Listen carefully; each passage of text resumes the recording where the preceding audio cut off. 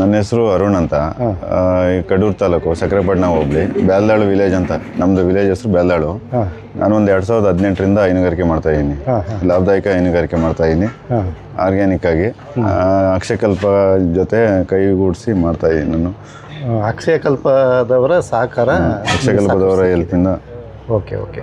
ಈಗ ನಮ್ಮ ಹತ್ರ ನಮ್ಮದು ಅದೇ ನಿಮ್ಮ ಮನೆಯಲ್ಲಿ ಅಕ್ಷಯ ಬಳಗದ ಸಭೆ ನಡೆದಿದ್ದರಿಂದ ನಾವಿಲ್ಲಿ ಬರ್ಲಿಕ್ಕಾಯ್ತು. ನಿಮ್ಮ ಬಗ್ಗೆ ಕೇಳಿ, ನೀವು ಬೆಂಗಳೂರಲ್ಲಿ ಇದ್ರಂತಲ್ಲ? ನಾವು ಹುಟ್ಟಿದ ಬೆಳೆದೆಲ್ಲ ಬೆಂಗಳೂರಲ್ಲಿ ನಮ್ಮದು ಕಂಪ್ಯೂಟರ್ ಲ್ಯಾಪ್ಟಾಪ್ ಸೇಲ್ಸ್ ಸರ್ವಿಸ್ ಮಾಡ್ತಿದ್ದೋ ಸ್ವಂತ ಬಿಸ್ನೆಸ್ ಆಗಿ. 2017-18ರಲ್ಲಿ ನಾವು ಇಲ್ಲಿಗೆ ಬಂದು ನಾವು ಅಲ್ಲಿಂದ ಸ್ಟಾರ್ಟಿಂಗೇ ಹೈನುಗಾರಿಕೆ ಸ್ಟಾರ್ಟ್ ಮಾಡಿದೋ. ನಾವು ಈಗ ಎಲ್ಲರೂ ಹಳ್ಳಿಯಿಂದ ಪಟ್ಟಣಕ್ಕೆ ಹೋಗ್ತಾರೆ. ನೀವು ಬೆಂಗಳೂರಿಗೆ ಎಲ್ಲರೂ, ನಮ್ಮ ಹಳ್ಳಿ ಮಕ್ಕಳೆಲ್ಲ ಬೆಂಗಳೂರಿಗೆ ಹೋಗಿ ಯಾವ್ದಾದ್ರು ಕಂಪ್ನಿಲಿ ಸೇರಿಕೊಂಡು ಕೆಲಸ ಮಾಡ್ತಾರೆ. ನೀವು ಬೆಂಗಳೂರು ಬಿಟ್ಟು ಹಳ್ಳಿಗೆ ಬಂದು ಈ ಡೈರಿ ಎಲ್ಲ ಮಾಡಿಕೊಂಡು ಈಗ ಮಾಡ್ತಾಯಿದ್ರಿ. ರೀಸನ್ ಏನು? ಯಾಕೆ ಬೆಂಗಳೂರು ಬಿಟ್ಟು ಬಂದ್ರಿ? ಬೆಂಗಳೂರು ಜೀವನ ಬೇರೆಯವ್ರ ಮೇಲೆ ಡಿಪೆಂಡ್ ಆಗಬೇಕು, ಇದು ನಮ್ಮ ಸ್ವಂತ. ಅಂದರೆ ಅದರಲ್ಲಿ ಬೇರೆ ಏನೇ ಮಾಡಿದ್ರು ಬೇರೆಯವ್ರ ಮೇಲೆ ಡಿಪೆಂಡ್ ಆಗಬೇಕು. ಬೆಂಗಳೂರಲ್ಲಿ ಅಂಡರಲ್ಲಿ ಕೆಲಸ ಮಾಡಬೇಕು, ಬೇರೆ ಕಂಪ್ನಿಗೆ ಹೋಗ್ಬೇಕು, ಇಲ್ಲ ಸ್ವಂತ ಬಿಸ್ನೆಸ್ ಮಾಡಿದ್ರೆ ಕಾಂಪಿಟೇಷನ್ ಜಾಸ್ತಿ.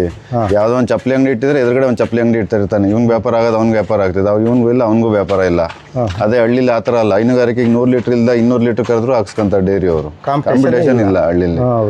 ಮತ್ತು ಪೊಲ್ಯೂಷನ್ ಜಾಸ್ತಿ, ಆರೋಗ್ಯ ಚೆನ್ನಾಗಿರಲ್ಲ. ಫಸ್ಟ್ ಅದೇ ಆರೋಗ್ಯ ಚೆನ್ನಾಗಿರಲ್ಲ, ಎಲ್ಲ ಕೆಮಿಕಲ್ ಫುಡ್. ನಾನು ಸಾಕಷ್ಟು ಕೇಳಿದ್ದೇನೆ. ಯಾಕೆಂದ್ರೆ ಇತ್ತೀಚೆಗೆ ಅಲ್ಲಿ ಇಂಜಿನಿಯರ್ಸ್ ವರ್ಕ್ ಮಾಡ್ತಿರೋರೆಲ್ಲ ಬಿಟ್ಟು ಬಂದು ಈ ರೀತಿ ಕೃಷಿಲಿ ತೊಡಕೊಂಡಿರೋದು, ಹೈನುಗಾರಿಕೆಯಲ್ಲಿ ತೊಡ್ಕೊಂಡಿರೋದು. ಯಾಕೆ ರೀಸನ್ ಹೇಳ್ತಾರೆ ಅಂದರೆ ಅಲ್ಲಿ ಆರೋಗ್ಯ ಸರಿ ಬರಲಿಲ್ಲ, ಆಮೇಲೆ ಪೊಲ್ಯೂಷನ್ನು. ನಿಜವಾಗೂ ಶಾಂತಿಯುತವಾದ ನೆಮ್ಮದಿಯಾದ ಜೀವನ ನಾವು ಪಟ್ಟಣದಲ್ಲಿ ಕಟ್ಕೊಳಕ್ಕಾಗಲ್ಲ ಅಂತ ಹಳ್ಳಿಗೆ ಬಂದಿದ್ದೀವಿ. ಅಲ್ಲಿ ಜನಗಳ ಜೊತೆ ಬದುಕಬೇಕು. ದಿನ ಬೆಳಗಿನ ಸಾಯಂಕಾಲ ಪೊಲ್ಯೂಷನ್ನು ಜನ. ಇಲ್ಲೇ ನಾವು ಹೈನುಗಾರಿಕೆ ಮಾಡ್ತಾ ಇದೀವಿ, ಪ್ರಾಣಿಗಳ ಜೊತೆ ಬದುಕ್ತಾ ಇದ್ದೀವಿ, ಮುಖ್ಯ ಪ್ರಾಣಿಗಳ ಜೊತೆ ಸಹಪಾಠಿಗಳಾಗಿ. ಆಮೇಲೆ ನಿಮ್ಮ ಶ್ರೀಮತಿಯವರು, ಅವರು ಏನು, ಅವರು ಅಲ್ಲಿ ಅಸಿಸ್ಟೆಂಟ್ ಪ್ರೊಫೆಸರ್ ಆಗಿ ಕೆಲಸ ಮಾಡ್ತಾ ಇದ್ರು ಬೆಂಗಳೂರಲ್ಲಿ. ನೋಡ್ರಿ, ನೀವು ಇಂಜಿನಿಯರು ಅಲ್ವಾ? ನಮ್ದು ಲ್ಯಾಪ್ಟಾಪ್ ಕಂಪ್ಯೂಟರ್ ಸೇಲ್ಸ್ ಸರ್ವಿಸ್ ಮಾಡ್ತಿದ್ದೋ. ಇಂಜಿನಿಯರ್, ನಮ್ದು ಹಾರ್ಡ್ವೇರ್ ಇಂಜಿನಿಯರು, ಅವರು ಕಾಲೇಜ್ ಲೆಕ್ಚರರು. ನೋಡ್ರಿ, ಇಬ್ರು ನಾವು ಬಿಟ್ಟು ಮತ್ತೆ ಇಂಜಿನಿಯರು ಇಬ್ರು ಕೂಡ ಬೆಂಗಳೂರಂತ ರಾಜಧಾನಿ ಬಿಟ್ಟು ಬಂದಿದ್ದಾರೆ. ಅಂದ್ರೆ ಅಲ್ಲಿ ದುಡ್ಡು ಸ್ವಲ್ಪ ಜಾಸ್ತಿ ಸಂಪಾದನೆ ಮಾಡ್ಬೋದು. ಆದ್ರೆ ವಾತಾವರಣ ಚೆನ್ನಾಗಿರಲ್ಲ, ಮನ್ಸಿಗೆ ನೆಮ್ಮದಿ ಇರಲ್ಲ, ಶಾಂತಿ ಇರಲ್ಲ. ಯಾವಾಗ್ಲೂ BP ರೈಸ್ ಆಗಿ ಇರ್ತೈತೆ. ನಾರ್ಮಲ್ ಆಗಿ ಹೇಳ್ಬೇಕು ಅಂದ್ರೆ ಇಲ್ಲಿ ಶಾಂತಿಯಾಗಿರ್ತೈತೆ, ವಾತಾವರಣ ನೆಮ್ಮದಿಯಾಗಿರ್ತೈತೆ. ಕಣ್ಣಿಗೆ ನೋಡಿದ ತಕ್ಷಣ ಹಸಿರು ಕಾಣ್ತೈತೆ, ಕಣ್ಣಿಗೂ ತಂಪು, ಮನ್ಸಿಗೂ ತಂಪು. ವೆರಿ ಗುಡ್, ಒಳ್ಳೆ ಇನ್ಫಾರ್ಮೇಶನ್ ಕೊಟ್ರಿ. ನೆಮ್ಮದಿಯನ್ನ ಅರಸಿಕೊಂಡು ಹಳ್ಳಿಗೆ ಬಂದಿದ್ದೀರಿ. ಏನ್ ಮಾಡ್ತಾ ಇದೀರಿ ಇಲ್ಲಿ? ಈಗ ನಾವು 2017ರಲ್ಲಿ ಬಂದಿದ್ದು ನಾವು ಬೆಂಗಳೂರು ಬಿಟ್ಟು. ಇದು ನಮ್ಮ ಹೆಂಡತಿಯವ್ರದ್ದು ಜಮೀನು. ಇದು ಅದೇ ಜಮೀನಲ್ಲಿ ಮಾಡೋಣ ಅಂತ ನಾವು ಐಡಿಯಾ ಮಾಡ್ಕೊಂಡು ಬಂದು ಏನ್ ಮಾಡೋದು, ಈ ತರಕಾರಿ ಬೆಳೆಯೋದು ಅವು ಇವೆಲ್ಲ ನಮ್ಗೆ ಐಡಿಯಾ ಗೊತ್ತಿರಲಿಲ್ಲ. ಸಣ್ಣ ವಯಸ್ಸಿಂದ ನಾಯಿ ಮರಿ ಸಾಕಿ ಅಭ್ಯಾಸ. ಅದಕ್ಕೆ ನಾವು ಏನಾರ ಒಂದು ಸಾಗಾಣಿಕೆ ಮಾಡಬೇಕು ಅನ್ನೋದು ಅದೇ ಪೀಳಿ ಹುಡ್ಕೊಂಡು ಹೋಗಿ ಕೋಳಿ, ಕುರಿ, ನಾಯಿ, ಹಂದಿ ಎಲ್ಲ ಕೊನೆಗೆ ಹುಡ್ಕೊಂಡು ಬಂದು ಹೈನುಗಾರಿಕೆಗೆ ಬಂದು, ಹೈನುಗಾರಿಕೆಲ್ಲ ಅಟ್ಲೀಸ್ಟ್ ಹಾಲಾರು ಜನಕ್ಕೆ ಸಪ್ಲೈ ಮಾಡೋಣ, ಒಳ್ಳೆ ಆರೋಗ್ಯಕರ ಹಾಲು ನಾವು ಕುಡಿಯೋಣ, ಜನಗಳಿಗೂ ಕುಡಿಯೋಣ ಅಂತ ಹೇಳಿ ನಾವು ಮೈಂಡಲ್ಲಿ ಅನ್ಕೊಂಡಾಗ ಅಕ್ಷಯಕಲ್ಪದವ್ರು ಸಿಕ್ಕಿದ್ರು. ಅವ್ರದ್ದು ಆರ್ಗ್ಯಾನಿಕ್ ಹಾಲು.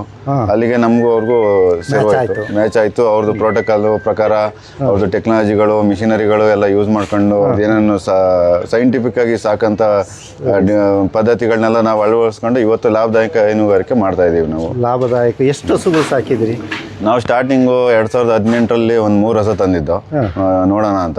ಇವತ್ತು ನಮ್ಮ ಹತ್ರ 15 ಹಸುಗಳು ಇದ್ದಾವೆ, ಒಂದು 7 ಕರುಗಳಿವೆ. ಎಷ್ಟು ಸ್ಟಾರ್ಟಿಂಗ್ ತಂದಿದ್ದು? ಸ್ಟಾರ್ಟಿಂಗ್ 3 ಹಸ ತಂದಿದ್ದು. 3ರಿಂದ ಅಷ್ಟಾಗಿದಾವ? ಅದೇ ಅದ್ರದ್ದೇ ಕರುಗಳು ಹಾಕಿ 1-2 ತಂದಿರ್ಬೋದು. ಮಧ್ಯದಲ್ಲಿ 1-2 ಸತ್ತೋಗಿರೋದು ಐತೆ. ಅವಾಗ ಡಾಕ್ಟರ್ ಫೆಸಿಲಿಟಿ ಇರಲಿಲ್ಲ, ನಮ್ಗೆ ಅಷ್ಟು ಅನುಭವ ಇರಲಿಲ್ಲ, ರೋಗ ಕಾಯಿಲೆ ಬಗ್ಗೆ ಗೊತ್ತಿರಲಿಲ್ಲ. ಆಮೇಲೆ ಅನುಭವ ಆಗ್ತಾ ನಾವು ಇವಾಗ ಮಾಡ್ಕೊಂಡು ಈಗ ಒಂದು 15 ಹಸ ತಂದಿದ್ದೀವಿ. 15 ಹಸ. ಡೈಲಿ ಎಷ್ಟು ಲೀಟ್ರ್ ಉತ್ಪಾದನೆ ಮಾಡ್ತೀವಿ? ಈಗ ಬೆಳಗ್ಗೆ ಸಾಯಂಕಾಲದಿಂದ ನಮ್ದು ಒಂದು 200 ಚಿಲ್ಲರೆ ಆಗ್ತೈತೆ. 220-230 ಲೀಟ್ರ್ ಆಗ್ತೈತೆ. ಬೇಕಾದಷ್ಟು ಆಯ್ತಲ್ರಿ. ಮಂತ್ಲಿ ಉತ್ಪಾದನೆ ಅದು ಹೆಂಗೆ ಎಲ್ಲ ಕಳೆದೆಷ್ಟು ಉಳಿಯುತ್ತೆ? ಒಂದು 40% ಉಳಿಸ್ಬೋದು. ಯಾಕಂದ್ರೆ ನಾವು ಮೇವು ಬೆಳ್ಕೊಳ್ಳಲ್ಲ, ಸ್ವಲ್ಪ ನೀರು ಇರೋದ್ರಿಂದ ತೋಟಕ್ಕೆ. ಮತ್ತೆ ಅಟ್ ಪ್ರೆಸೆಂಟು ತಿಂಗಳಲ್ಲಿ ಎಷ್ಟು ಆದಾಯ ಬರ್ತಾ ಇದೆ, ಅದರಲ್ಲಿ ಎಷ್ಟು ಖರ್ಚಾಗಿ ಎಷ್ಟು ಉಳಿತದೆ? ತಿಂಗಳಲ್ಲಿ ರಫಾಗಿ ಲೆಕ್ಕ ಹೇಳ್ಬೇಕಂದ್ರೆ ಅಕ್ಷಯಕಲ್ಪದವ್ರದ್ದು ಈಗ ನಮ್ಮದು ಹಾಲಂದು ಎಲ್ಲ ಪೇಮೆಂಟ್ ಮಾಡೋದಂದರೆ ಒಂದು 2.25-2.5 ಲಕ್ಷ ಪೇಮೆಂಟ್ ಬರ್ತೈತೆ. ಮೊದಲನೇ ಆದಾಯ ನಮ್ಮದು ಆರೋಗ್ಯ. ಒಳ್ಳೆ ಆರೋಗ್ಯ ಐತೆ. ಓ ಅದು ತಲೆ ಕಟ್ಟಕ್ಕಾಗಲ್ಲ. ಸಂಬಳಕ್ಕಿಂತ ಜಾಸ್ತಿ ಮೊದಲನೇದು ಒಳ್ಳೆ ಆರೋಗ್ಯವಾಗಿದ್ದೀವಿ, ಆರೋಗ್ಯ ಇದೆ, ಒಳ್ಳೆ ಹಾಲು, ಇದೆ. ಒಳ್ಳೆ ಸಾವಯವ ಹಾಲು ಕುಡಿತಾ ಇದೀವಿ ಮಕ್ಕಳು, ನಾವೆಲ್ಲ ಜನಗಳಿಗೂ ಒಳ್ಳೆ ಹಾಲು ಕುಡಿಸ್ತಾ ಇದೀವಿ. ಇದೊಂದು 3 ಪಾಯಿಂಟ್ ಆಯಿತು. ದುಡ್ಡಿನ ವಿಚಾರ ಬಂತು ಅಂದರೆ ತಿಂಗಳಿಗೆ ನಾವೆಲ್ಲ ಹಾಲು ಕರಿಯೋದು, ಹಾಲು ಹಾಕೋದೆಲ್ಲ ಸೇರಿ ಒಂದು 2.25 ಲಕ್ಷ 2.40 ಬರ್ತೈತೆ ಪೇಮೆಂಟ್ ಅಕ್ಷಯ ಕಲ್ಪ. 2.40. 2.40 ಎಷ್ಟು ಬರುತ್ತೆ ಖರ್ಚು? ಒಂದು ನಾವೆಲ್ಲ ಮೇವು ಕೊಂಡ್ಕೊಳ್ಳೋದ್ರಿಂದ ಸ್ವಲ್ಪ ಜಾಸ್ತಿನೇ ಖರ್ಚಾಗ್ತೈತೆ. ಒಂದು ಖರ್ಚು ವೆಚ್ಚ ಎಲ್ಲ ಸೇರಿ ಎಲ್ಲ ಬೂಸ ಹಿಂಡಿ ಈ ಥರ ಖರ್ಚುಗಳೆಲ್ಲ, ವೆಟರ್ನರಿ ಖರ್ಚೆಲ್ಲ ಇದ್ದು ಒಂದು 80-90 ಸಾವಿರ ಉಳಿಸ್ಬೋದು ನಾವು. 80-90 ಸಾವಿರ ತಿಂಗಳಿಗೆ ಉಳಿಸ್ಬೋದು ನಾವು. ಅಂದ್ರೆ ಹೆಚ್ಚು ಕಮ್ಮಿ ಮೇವು ಕೊಂಡ್ಕೊಂಡ್ರು ಖರ್ಚಾಗುತ್ತೆ. ಯಾಕಂದ್ರೆ ಮೇವು ಕೊಂಡ್ಕೊಂತೀವಿ, ನಾವೇ ಮೇವು ಬೆಳೆದ್ರೆ ಇನ್ನೊಂದು ಹಾಲಿಂದ ನಿಮಗೆ ಹೆಚ್ಚು ಕಡಿಮೆ 1 ಲಕ್ಷದ ಹತ್ರ ಆಗುತ್ತೆ. ಹೆಚ್ಚು ಕಡಿಮೆ ಆಗುತ್ತೆ. 90 ಸಾವಿರ ಅಂತೂ ಉಳಿತೈತೆ ಸರಾಸರಿ ವರ್ಷ ಪೂರ್ತಿ ಲೆಕ್ಕ ಹಾಕಂದ್ರೆ. ತಿಂಗಳಿಗೆ ಮಂತ್ಲಿ ಆವರೇಜ್ ಗೊಬ್ಬರ ಒಂದು 90 ಸಾವಿರ ಅಂತೂ ಉಳಿಸ್ಬೋದು ನಾವು. Okay okay. 15 ಹಸುವಿಂದ 90 ಸಾವಿರ ಉಳಿಸ್ಬೋದು. ಮತ್ತೆ ಇನ್ನೇನಾರು ಉತ್ಪಾದನೆ ಇದೆಯಾ? ಮತ್ತೆ ನಾವು ಕಂಪ್ನಿಯಿಂದ ಇದು BMC ಮಾಡ್ಕೊಟ್ಟವ್ರೆ ಹಾಲು ಶೀತಲೀಕರಣ. ಬನ್ನಿ ಇಲ್ಲಿ, ಹಾಲು ಶೀತಲೀಕರಣ ಅಂತ.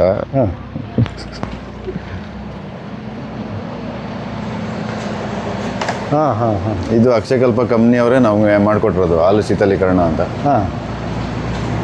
ಇದರಲ್ಲಿ ನಿಮ್ಗೆ ಉತ್ಪಾದನೆ ಯಾವ ರೀತಿಯಪ್ಪ?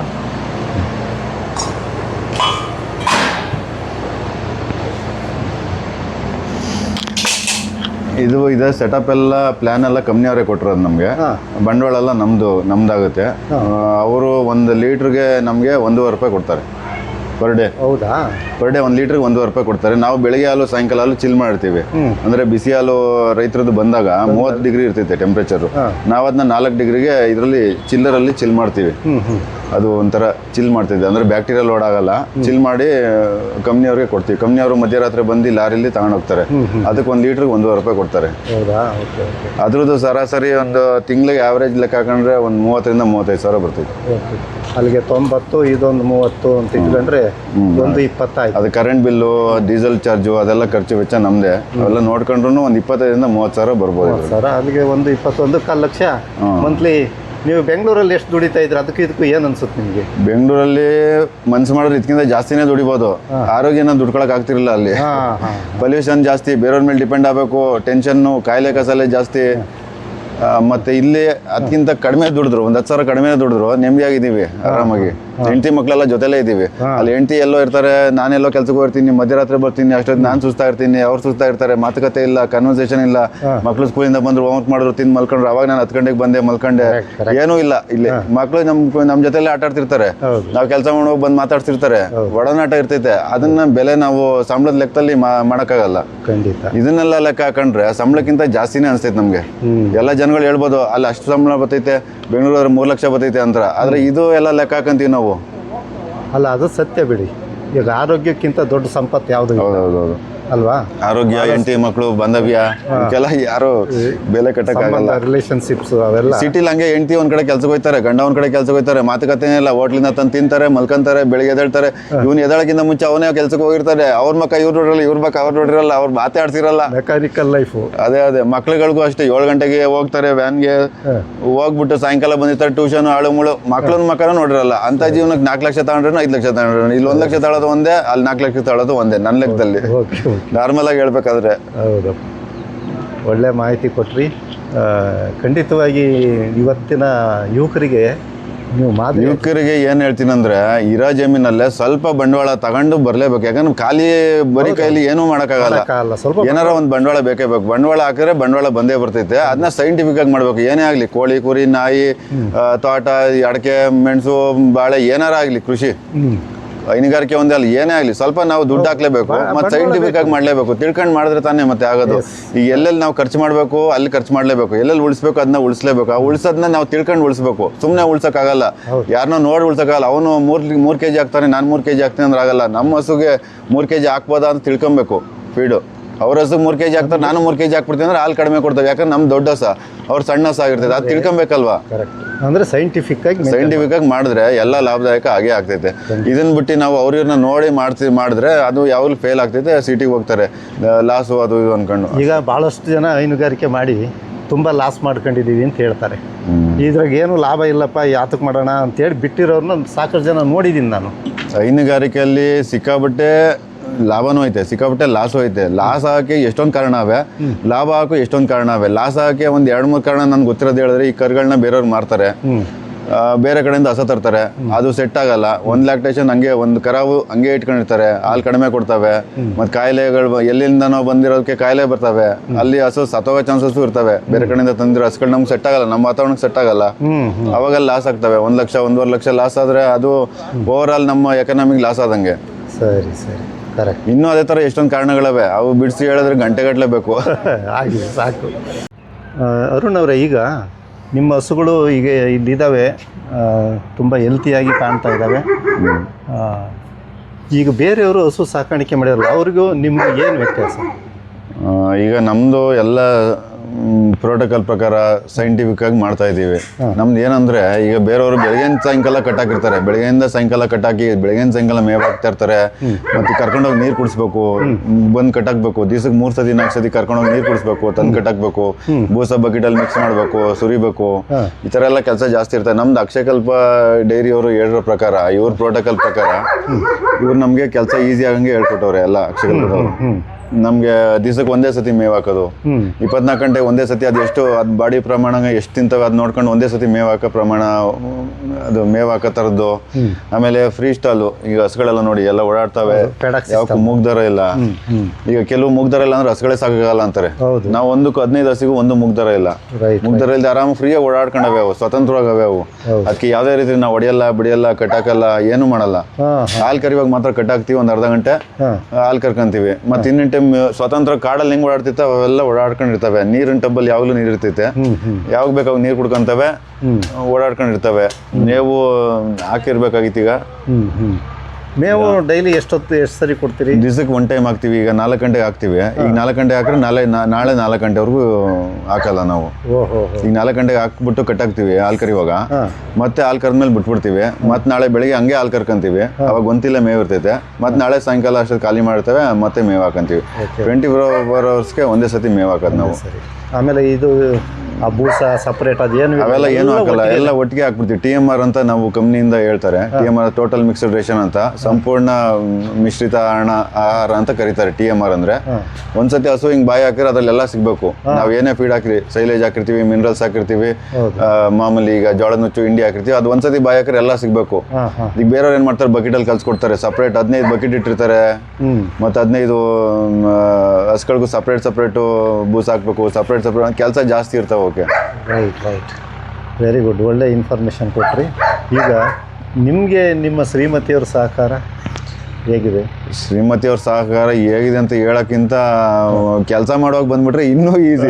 ಯಾಕಂದ್ರೆ ನಮಗಿಂತ ಜಾಸ್ತಿ ಅವರೇ, ನಾನು ಕೇಳ್ಪಟ್ಟೆ ತುಂಬ ವರ್ಕ್ ಮಾಡ್ತಾರೆ, ನಮಗಿಂತ ಜಾಸ್ತಿ ಅವರೇ ಮಾಡ್ತಾರೆ. ಅವ್ರಿಗೆ ಆಸಕ್ತಿ ಜಾಸ್ತಿ, ಅಗ್ರಿಕಲ್ಚರ್ ಅಂದ್ರೆ ಸಿಕ್ಕಾಪಟ್ಟೆ ಇಂಟ್ರೆಸ್ಟ್ ಅವ್ರಿಗೆ. ನಾವು ಹೊರಗಡೆ ಮೇವು ಹಾಕೋದು, ಅವು ಇವು BMC ಐತಲ್ಲ, ಕಲೆಕ್ಷನ್ ಮಾಡ್ಕೊಳ್ಳೋದು, ಅವು ಇವು ನೋಡ್ಕೊಂತೀವಿ. ಮತ್ತೆ ಮ್ಯಾನೇಜ್ಮೆಂಟು, ದುಡ್ಡು ಕಾಸ್ಟು, ಫೀಡ್ ಇನ್ ಟೈಮ್ಗೆ ಫೀಡ್ ತರೋದು, ಸೈಲೇಜ್ ತರಿಸೋದು, ಅವೆಲ್ಲ ಹೊರಗಡೆ ಕೆಲಸ ನೋಡ್ಕೊಂತೀವಿ. ಇಲ್ಲಿ ಏನೇ ಕೆಲಸ ಹಾರ್ಡ್ ವರ್ಕ್ ಇದ್ರು ನಮ್ಮ ಮನೆಯವರೇ ಜಾಸ್ತಿ ಮಾಡೋದು. ಅವ್ರಿಗೆ ಫಸ್ಟ್ ಪ್ರಿಫರೆನ್ಸ್ ಲೆಕ್ಕ ನೋಡ್ಬೇಕಾದ್ರೆ. Very good. ಅವರಿಂದಾನೇ ಡೈರಿ ಫಾರ್ಮಿಂಗು ಈ ಲೆವೆಲ್ಗೆ ಆಗಿರೋದು ಲೆಕ್ಕ ನೋಡಿ. ಆಯ್ತು, ಈಗ ನಿಮ್ಮ ಮನೆಯವ್ರನ್ನ ಒಂದು ಸ್ವಲ್ಪ ಮಾತಾಡ್ಸೋಣ ಹಾಗಾದ್ರೆ. ಕರಿತೀನಿ. ಮೇಡಮ್, ಈಗ ನೀವು ಏನು ಮಾಡ್ತಾ ಇದ್ರಿ? ಬೆಂಗಳೂರಲ್ಲೇ ಇದ್ರಿ ನೀವು? ನನಗೆ ಆಶ್ಚರ್ಯ ಆಯಿತು, ಎಲ್ಲ ಬೆಂಗಳೂರಿಂದ ಬಂದು ಮಾಡ್ತಾ ಇದ್ದಾರೆ, ಎಲ್ಲ ಇಲ್ಲಿಂದ ಹೋಗ್ತಾರೆ, ನೀವು ಬಂದಿದ್ದೀರಿ. ನೀವೇನು ಮಾಡ್ತಾ ಇದ್ರಿ ಮೇಡಮ್ ಬೆಂಗಳೂರಲ್ಲಿ? ಸರ್, ನನ್ನ MBA ಆಗಿತ್ತು. MBA ಆದ ತಕ್ಷಣ ನನಗೆ ಅಸಿಸ್ಟೆಂಟ್ ಪ್ರೊಫೆಸರ್ ಪೋಸ್ಟ್ ಸಿಕ್ತು. ಮದುವೆಗಿಂತ ಮುಂಚೆ ಶಿವಕುಮಾರ್ ಮಹಾಸ್ವಾಮೀಜಿ ಕಾಲೇಜ್ ಆಫ್ ಇಂಜಿನಿಯರಿಂಗಲ್ಲಿ HR ಲೆಕ್ಚರ್ ಆಗಿ ವರ್ಕ್ ಮಾಡ್ತಿದ್ದೆ. ಅದಾದಮೇಲೆ ಮದುವೆ ಆದಮೇಲೆ ಗ್ಲೋಬಲ್ ಕಾಲೇಜಲ್ಲಿ ನನಗೆ ಪೋಸ್ಟ್ ಸಿಕ್ತು ಅಸಿಸ್ಟೆಂಟ್ ಪ್ರೊಫೆಸರ್ ಆಗಿ, ಗ್ಲೋಬಲ್ ಇನ್ಸ್ಟಿಟ್ಯೂಟ್ ಆಫ್ ಮ್ಯಾನೇಜ್ಮೆಂಟ್ ಸ್ಟಡೀಸಲ್ಲಿ. ಅಲ್ಲಿ HR ಮತ್ತು ಮಾರ್ಕೆಟಿಂಗ್ 2 ಸಬ್ಜೆಕ್ಟ್ ತೊಗೊತಾ ಇದ್ದೆ. ಆಮೇಲೆ ಅಂದರೆ ಲೈಕ್ ಊರಲ್ಲಿ ಜಮೀನಿತ್ತು ಅಂದರೆ ನಮ್ಮಪ್ಪ ನನಗೆ ಕೊಟ್ಟಿದ್ರು ಇದನ್ನ. ಹೋಗ್ತಾ ಬರ್ತಾ ಇದ್ವಿ, 15 ದಿವಸಕ್ಕೆ ಒಂದ್ಸಲ, ತಿಂಗಳಿಗೆ ಒಂದ್ಸಲ ಇಲ್ಲಿ ಬರ್ತಾ ಇದ್ವಿ. ಆಮೇಲೆ ಒಂದೊಂದ್ಸಲ ಅಲ್ಲಿ ಇಲ್ಲಿ ಓಡಾಡೋದು ಕಷ್ಟ ಅನಿಸ್ತು ನಮಗೆ. ಆಮೇಲೆ ಇಲ್ಲಿ ಊರಲ್ಲಿ ಏನಾರು ಮಾಡೋಣ ಅಂದ್ಕೊಂಡು ಬಂದ್ವಿ. ಅದಕ್ಕಿಂತ ಮುಂಚೆ ನಾವು ಹೆಸರುಘಟ್ಟದಲ್ಲಿ ಹೋಗಿ ಒಂದ್ಸಲ ಎಲ್ಲ ಟ್ರೈನಿಂಗ್ ತೊಗೊಂಡ್ವಿ, ಹಸಿನ ಬಗ್ಗೆ ಎಲ್ಲ ತಿಳ್ಕೊಂಡ್ವಿ. ಹೆಸರುಘಟ್ಟ ಇದು ಕೃಷಿ ಬೆಂಗಳೂರು ಮಾಡಲೇಬೇಕು ಅನ್ಕೊಂಡು ನಾವು ಮುಂಚೆನೆ ಪ್ಲಾನ್ ಮಾಡ್ಕೊಂಡಿದ್ವಿ, ನಾವು ಏನಾದ್ರು ಮಾಡಬೇಕು ಈ ತರ. ಆಮೇಲೆ ಅಲ್ಲಿ ಈಗ ನಿಮಗೆ ಸ್ವಂತಕ್ಕೆ ನಾವೇನಾದ್ರು ಮಾಡಬೇಕು ಅಂತ ಅನ್ಸಿದೆ. ಅಂದ್ರೆ ಬೇರೆ ಅಂಡರ್ ಕೆಲಸ ಮಾಡಿದ್ರೆ ಅದು ನಮಗೆ ಮಾನಿಟರಿ ಸ್ಯಾಟಿಸ್ಫ್ಯಾಕ್ಷನ್ ಇಲ್ಲ, ಆಮೇಲೆ ಸೆಲ್ಫ್ ಸ್ಯಾಟಿಸ್ಫ್ಯಾಕ್ಷನ್ ಇಲ್ಲ ನಮಗೆ ಅಲ್ಲಿ. ಹೌದು. ಮಾನಿಟರಿ ಸ್ಯಾಟಿಸ್ಫ್ಯಾಕ್ಷನ್ ಯಾಕಿಲ್ಲ ಅಂದ್ರೆ ರಿವಾರ್ಡ್ ತುಂಬಾ ಕಡಿಮೆ ಅಲ್ಲಿ. ಯಾವುದೇ ನಾವು ಇನ್ಸ್ಟಿಟ್ಯೂಟ್ಗೆ ಹೋದ್ರೆ ಅವ್ರು ನಮಗೆ ಪೇಮೆಂಟ್ ಕಡಿಮೆ ಕೊಡ್ತಾರೆ, ಅದು ನಮಗೆ ಪರ್ಸನಲ್ ಎಕ್ಸ್ಪೆನ್ಸಿಗೆ ಸಾಕಾಗಲ್ಲ. ಅದಕ್ಕೆ ನಾವೇ ಏನಾದ್ರು ಸ್ವಂತ ಮಾಡಿಬಿಟ್ಟು ಎಕ್ಸ್ಪೆನ್ಸ್ಗಿಂತ ಒಂದು ಸ್ವಲ್ಪ ಜಾಸ್ತಿ ಪ್ರಾಫಿಟ್ ಗೇನ್ ಮಾಡೋ ಥರ ಏನಾದ್ರು ಮಾಡಬೇಕು ಅಂದ್ಕೊಂಡು ಇಲ್ಲಿ ಬಂದ್ವಿ ಸರ್ ನಾವು. ಆದರೆ ಇಲ್ಲಿ ಬಂದ ಮೇಲೆ ನಿಮಗೆ ಅಲ್ಲಿಗೆ ಇಲ್ಲಿಗೂ ಹೆಲ್ತಿಂದಾಗಲಿ ಇನ್ನು ನಿಮ್ಮದು ಇದು ಎಲ್ಲ ಇದು ಹೇಗೆ ಅನಿಸುತ್ತೆ ನಿಮಗೆ? ಎಲ್ಲ ಚೆನ್ನಾಗಿದೆ sir. First of all payment full over satisfaction ಇದೆ ಇಲ್ಲಿ. ಅದು ನಾವು ಇರೋದೇ ಮಾನಿಟರಿ ರಿವಾರ್ಡ್ಗೋಸ್ಕರನೇ ನಾವು ದುಡಿತಾ ಇರೋದು. ನಮಗೆ ಅದೇ ಇಲ್ಲ ಅಂದ್ರೆ ನಾವು ಏನು ಮಾಡೋಕ್ಕಾಗುತ್ತೆ ಸರ್ ಹೇಳಿ?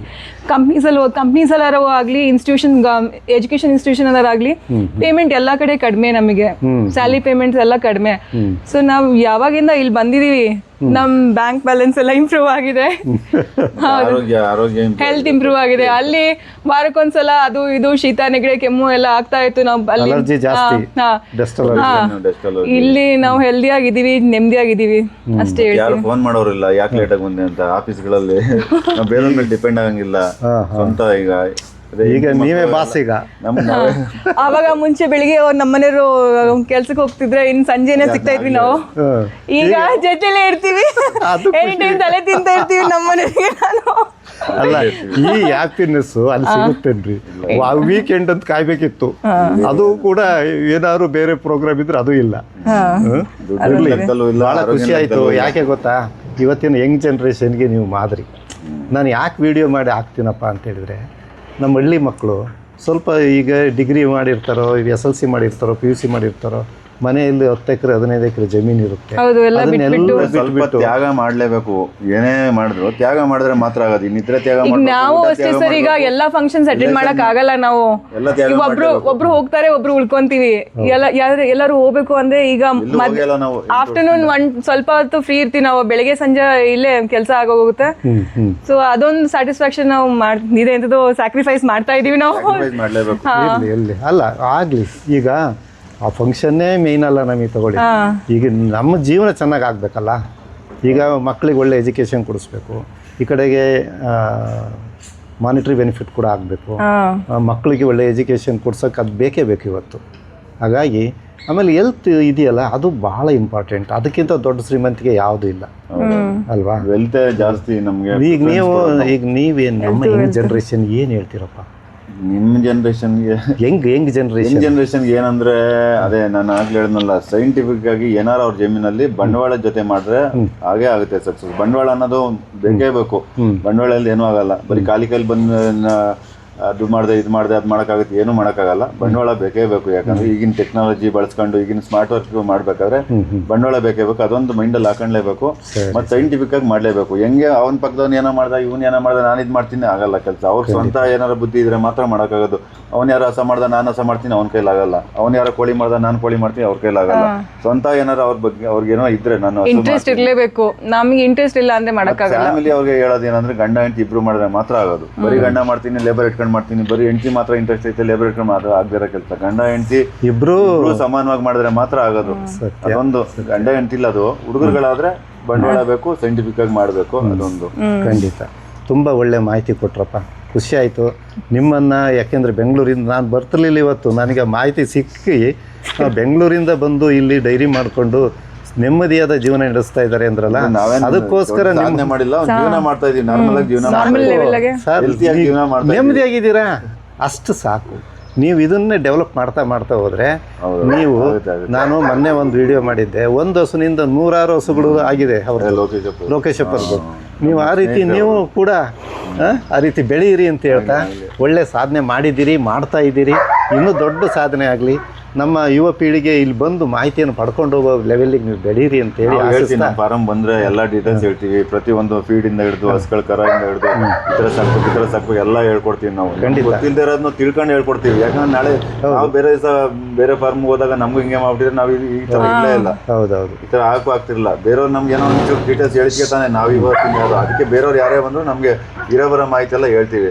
ಹಿಂಗೆ ನಮ್ಗೆ ಗೊತ್ತಿರೋ ಮಾಹಿತಿ ಹೇಳ್ತೀವಿ. ಅದು ಗೊತ್ತಿಲ್ಲ ಅಂದ್ರೆ ನಮ್ಮ ಕಡೆ ಪರಿಚಯ ಮಾಡ್ಕೊಡ್ತೀವಿ. ಓಕೆ ಅರುಣ್ ದಂಪತಿಗಳೇ, ಭಾಳ ಖುಷಿ ಆಯಿತು. ನಿಮ್ಮ ಮಾಹಿತಿಯಿಂದ ನಮ್ಮ ಯುವ ಜನಾಂಗ ಬಳಸ್ಕೊಂಡು ಅವರು ಬೆಳೆದ್ರೆ ನನಗೆ ಭಾಳ ಖುಷಿ. ಅದಕ್ಕೋಸ್ಕರ ಈ ವಿಡಿಯೋ ಮಾಡಿದ್ದು. ಇದುವರೆಗೆ ಉತ್ತಮ ಮಾಹಿತಿ ಕೊಟ್ಟಿದ್ದೀರಿ. ನಿಮಗೆ ಅನಂತ ಧನ್ಯವಾದಗಳು. Thank you sir.